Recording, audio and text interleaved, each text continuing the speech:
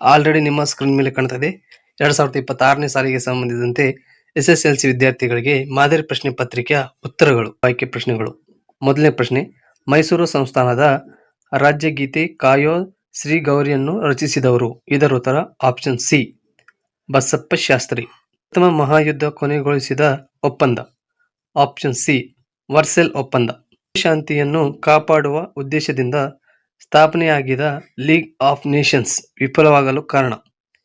ಇದರ ಉತ್ತರ option B ಎರಡನೇ ಮಹಾಯುದ್ಧ ಪ್ರಾರಂಭ. ಕರ್ನಾಟಕದ ಉತ್ತರ ಕನ್ನಡ ಜಿಲ್ಲೆಯ ಸಲ್ಯಾನಿ ಗ್ರಾಮದಲ್ಲಿ ನಡೆದ ಪರಿಸರ ಚಳವಳಿ? ಇದರ ಉತ್ತರ ಆಪ್ಷನ್ ಬಿ ಅಪ್ಪಿಕೋ ಚಳವಳಿ. ನಿರ್ಗಮನ ಮಾನ್ಸೂನ್ ಮಾರುತಗಳ ಅವಧಿ? ಆಪ್ಷನ್ ಸಿ ಅಕ್ಟೋಬರ್ನಿಂದ ನವೆಂಬರ್ವರೆಗೆ. ಮಾರ್ಗಸೂಚಿ ಎಂದು ಕರೆಯಲ್ಪಡುವ ತಂತ್ರಜ್ಞಾನ? ಇದರ ಉತ್ತರ ಆಪ್ಷನ್ ಡಿ GPS. ಸಂವಿಧಾನದ 73ನೇ ತಿದ್ದುಪಡಿ ಮೂಲಕ ಸ್ಥಳೀಯ ಸರ್ಕಾರ ಪದ್ಧತಿಯಲ್ಲಿ ಜಾರಿಗೆ ತರಲಾದ ಪಂಚಾಯತ್ ರಾಜ್ ಸಂಸ್ಥೆಗೆ ಹೊಂದಿರುವುದು? ಇದರ ಉತ್ತರ ಆಪ್ಷನ್ ಬಿ 3 ಹಂತಗಳು. ಉದ್ಯಮಶೀಲತೆಯ ಆಂಗ್ಲ ಪದವಾದ ಎಂಟರ್ಪ್ರೆನ್ಯೂರ್ ಬಂದಿರುವುದು? ಇದರ ಉತ್ತರ ಫ್ರೆಂಚ್ ಭಾಷೆಯಿಂದ. ಅಲ್ಲಿ ಒಂದು ವಾಕ್ಯದ ಪ್ರಶ್ನೆಗಳು. ಭಾರತವನ್ನು ಒಡೆದು ಆಳುವ ಬ್ರಿಟಿಷ್ 1909ರ ಭಾರತೀಯ ಪರಿಷತ್ ಕಾಯ್ದೆ ಹೇಗೆ ಬಳಸಿಕೊಂಡರು? ಇದರ ಉತ್ತರ ಮುಸ್ಲಿಮರಿಗೆ ಪ್ರತ್ಯೇಕ ಚುನಾವಣಾ ಮತಗಟ್ಟೆ ವ್ಯವಸ್ಥೆಯಲ್ಲಿ ಜಾರಿಗೆ ತರುವುದು ಮೂಲಕ ಭಾರತವನ್ನು ಒಡೆದು ಆಳುವ ಬ್ರಿಟಿಷರು 1909ರಲ್ಲಿ ಭಾರತೀಯ ಪರಿಷತ್ ಕಾಯ್ದೆ ಬಳಸಿಕೊಂಡರು. ಗೋಬಲ್ಸ್ ಹೆಸರಿನ ವಿಶೇಷ ಮಂತ್ರಿಯನ್ನು ಏಕೆ ನೇಮಿಸಿತು? ಇದರ ಉತ್ತರ ಜನಾಂಗೀಯ ದ್ವೇಷ ಪ್ರಸಾರ ಮಾಡಲು ಹಿಟ್ಲರ್ ಗ್ಲೋಬಲ್ ಹೆಸರಿನಿಂದ ವಿಶೇಷ ಮಂತ್ರಿಯನ್ನು ನೇಮಿಸಿದರು. ವ್ಯವಸ್ಥೆಯ ದತ್ತಿ ಸಮಿತಿಯು ತನ್ನ ಪ್ರಸ್ತುತತೆಯನ್ನು ಕಳೆದುಕೊಂಡಿದೆ ಏಕೆ? ಇದರ ಉತ್ತರ ಏಕೆಂದರೆ ಇದು ಯಾವ ಭೂಪ್ರದೇಶವೂ ಈ ಸಮಿತಿ ಆಡಳಿತಕ್ಕೆ ಒಳಪಟ್ಟಿಲ್ಲ. ಗ್ರಹವನ್ನು ವ್ಯಾಖ್ಯಾನಿಸಿ. ಇದರ ಉತ್ತರವ ಒಂದು ಸಮೂಹ ಬಗ್ಗೆ ಹೊಂದಿರಬಹುದಾದ ಪೂರ್ವನಿರ್ಧರಿತ ಮನೋಭಾವನೆ ಪೂರ್ವಗ್ರಹ.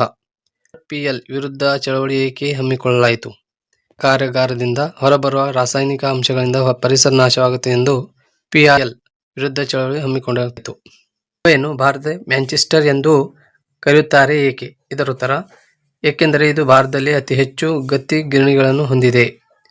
ರಿಸರ್ವ್ ಬ್ಯಾಂಕುಗಳ ಬ್ಯಾಂಕ್ ಎಂದು ಏಕೆ ಕರೆಯುತ್ತಾರೆ? ಈ ವರ್ಷ ಇದೇ ಪ್ರಶ್ನೆ ರಿಪೀಟ್ ಆಗಿದೆ, ಈ ವರ್ಷ ಕೂಡ ಆಗಬಹುದು, ಒಂದ್ಸಾರಿ ನೆನಪಿಟ್ಟುಕೊಳ್ಳಿ.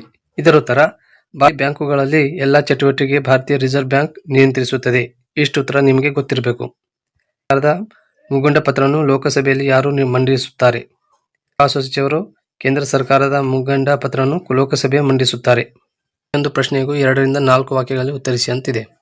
ಮೊದಲನೇ ಪ್ರಶ್ನೆ, ಸಾರ್ವಜನಿಕ ಆಡಳಿತ ಉಪಯೋಗಗಳನ್ನು ಪಟ್ಟಿ ಮಾಡಿ. ಇದರ ಉತ್ತರ ಮಾನವ ಸಂಕೀರ್ಣವಾಗಿ ಅಭಿವೃದ್ಧಿ ಸಹಾಯಕವಾಗಿದೆ, ಸಾರ್ವಜನಿಕ ಹಿತಾಸಕ್ತಿ ಕಾಪಾಡುತ್ತವೆ, ಸರ್ಕಾರದ ಆಧಾರಿತ ಸಂಸ್ಥೆ ಸ್ತಂಭವಾಗಿದೆ, ಸಾಮಾಜಿಕ ಜವಾಬ್ದಾರಿ, ಸಾಮಾಜಿಕ ಆಡಳಿತ ಹೃದಯ, ಕಾನೂನು ಮತ್ತು ನೀತಿಗಳ ಅನುಷ್ಠಾನ, ಸಾಮಾಜಿಕ ಬದ್ಧತೆಯನ್ನು ದೃಢಪಡಿಸುತ್ತದೆ, ಶಾಸಕಾಂಗ ಮತ್ತು ಕಾರ್ಯಾಂಗಕ್ಕೆ ಸಹಾಯ, ಸುಖಿ ರಾಜ್ಯಕ್ಕೆ ಅವಶ್ಯ, ಅಥವಾ ಭದ್ರತಾ ಮಂಡಳಿ ಖಾಯಂ ಸದಸ್ಯ ರಾಷ್ಟ್ರಗಳನ್ನು ಪಟ್ಟಿ ಮಾಡಿ.